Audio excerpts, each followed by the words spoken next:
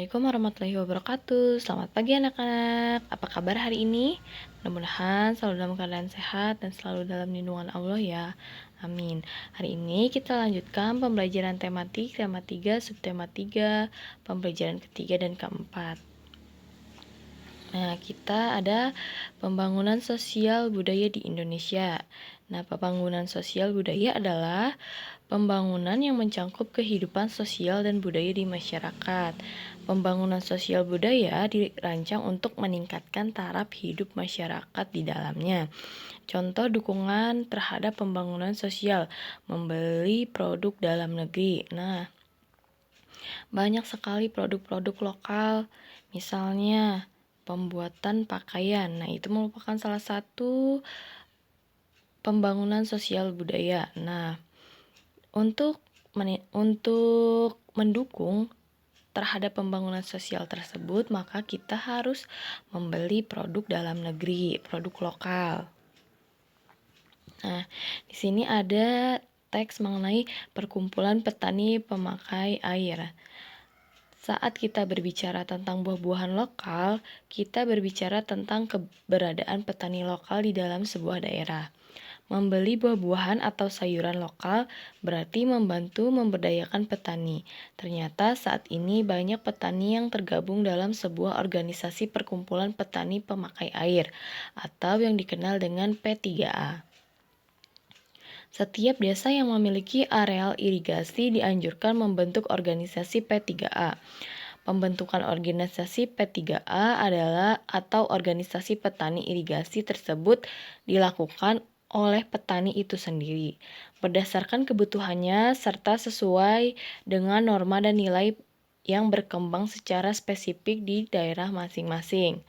Organisasi petani irigasi atau P3A tidak tergantung pada pihak luar, berkembang secara perlahan dan bertahap dan berusaha untuk membiayai diri sendiri sesuai kemampuan para anggotanya.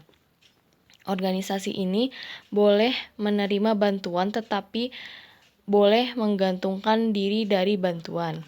Organisasi petani pemakai air harus memelihara pengetahuan dan teknologi lokal, yaitu pengetahuan yang sejak zaman dahulu telah diterima oleh masyarakat secara turun-temurun dari nenek moyang mereka. Anggota organisasi ini juga senantiasa terbuka terhadap pengetahuan dari luar untuk menambah wawasan mereka sesuai dengan pengalaman orang lain, kalau memang sesuai dan bermanfaat. Selain itu, organisasi ini juga menjaga lingkungan fisik, sosial, budaya, politik, dan ekonomi. Para petani tanpa memandang perbedaan dapat masuk menjadi anggota organisasi petani pemakai air ini. Organisasi pemakai air P3A bertujuan untuk menampung masalah dan aspirasi petani yang berhubungan dengan air untuk tanaman dan bercocok tanam.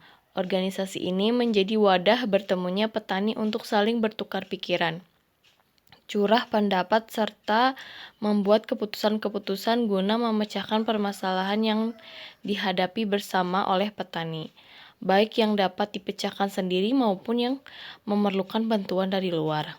Organisasi ini memberikan pelayanan kebutuhan petani terutama dalam memenuhi kebutuhan air irigasi untuk usaha pertaniannya. Dalam tahap perkembangannya, organisasi ini diharapkan dapat menjadi suatu unit usaha mandiri yang mampu menyediakan sarana produksi pertanian atau saprotan dan sebagainya maupun dalam upaya pemasaran.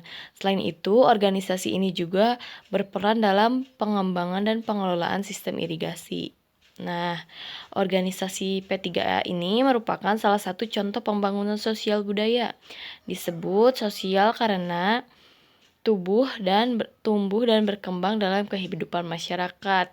Disebut budaya karena di dalamnya terdapat ide atau gagasan yang bisa jadi merupakan warisan dari generasi sebelumnya.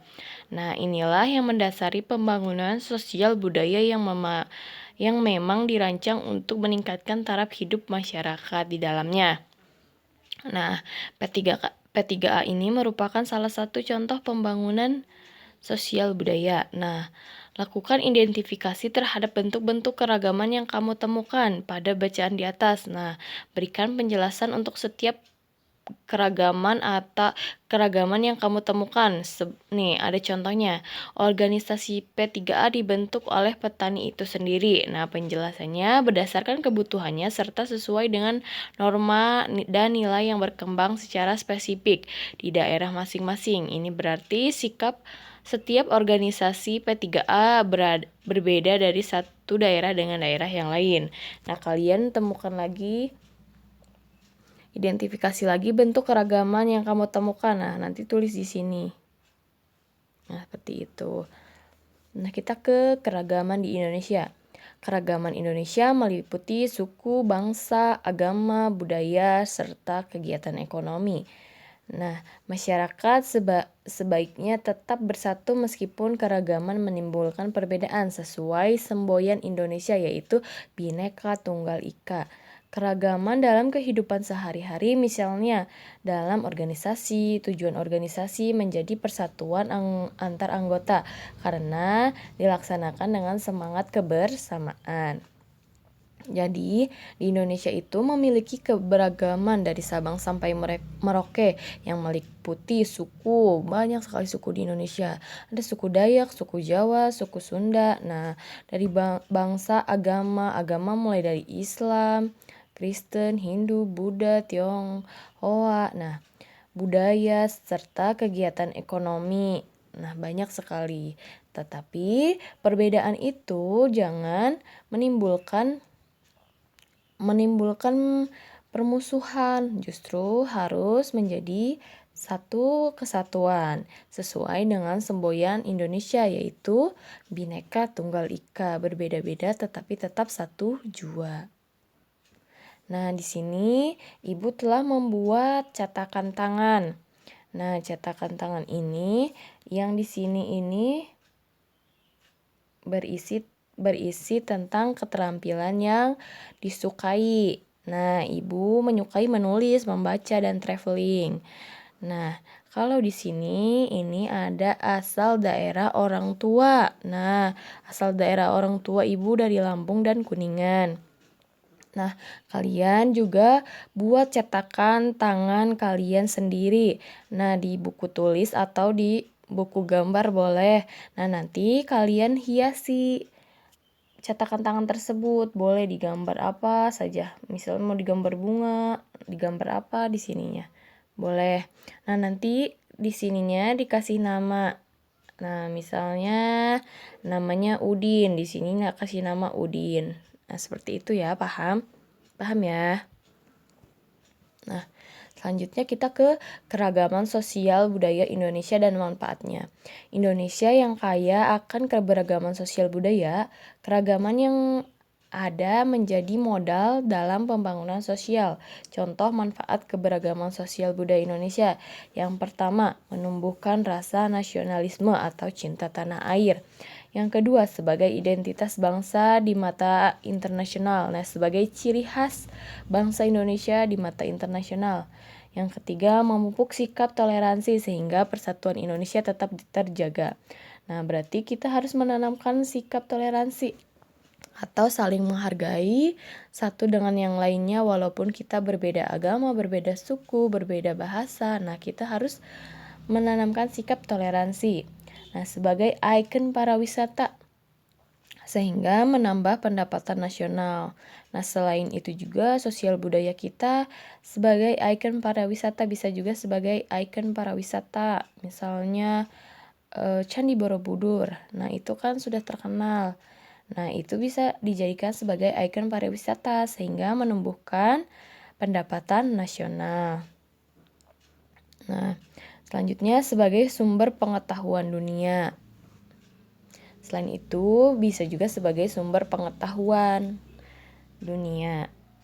Nah, di sini ada keberagaman sosial budaya Pancasila sebagai modal pembangunan nasional. Nah, tampaknya keragaman sosial budaya menjadi modal pembangunan sosial. Setujukah kamu dengan pernyataan tersebut? Nah, Pendapatku tentang pernyataan keragaman sosial budaya menjadi modal pembangunan nasional. Nah, kalian isi di sini pendapatnya, apakah kalian setuju bahwa keberagaman sosial budaya menjadi modal pembangunan nasional? Nah, kalian jelaskan di sini kalau setuju. Nah, selanjutnya Sanggar Tari.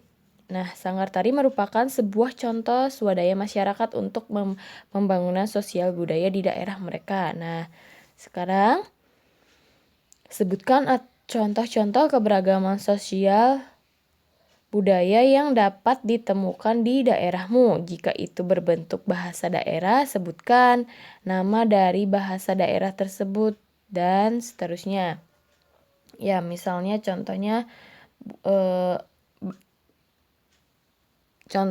bahasa, misalnya di daerah kalian atau di tempat tinggal kalian ada yang berbahasa Jawa. Nah, tulis berasal dari Jawa manakah dia. Lalu misalnya berbahasa Melayu. Nah, dari mana? Misalnya berbahasa Batak misalnya, dari mana? Kalian tuliskan. Atau boleh juga dari misalnya budayanya yang dilakukan, misalnya di daerah kalian ada ondel-ondel. Nah, ondel-ondel itu termasuk budaya dari daerah mana? Nah, kalian tulis. Atau boleh kalian explore lagi lebih jauh, misalnya tentang kesenian yang ada di sana misalnya. Nah, boleh kalian tulis di sini. Nah, selanjutnya, manfaat keberagaman sosial budaya. Menarik, yang pertama, menarik minat para wisatawan asing dalam negeri untuk berkunjung. Nah, tadi juga Ibu sudah menjelaskan manfaat keberagaman sosial budaya. Tinggal kalian tuliskan di sini. Nah, sekian pembelajaran hari ini. Berarti tugasnya di buku paket dan membuat cetakan tangan dan diisi keterampilan yang kalian sukai serta asal daerah orang tua kalian. Nah, sekian pembelajaran untuk hari ini. Apabila ada yang tidak dipahami atau tidak dimengerti, boleh tanyakan langsung pada Ibu. Kurang lebihnya Ibu mohon maaf. Ditutup wabillahi taufiq walhidayah. Wassalamualaikum warahmatullahi wabarakatuh.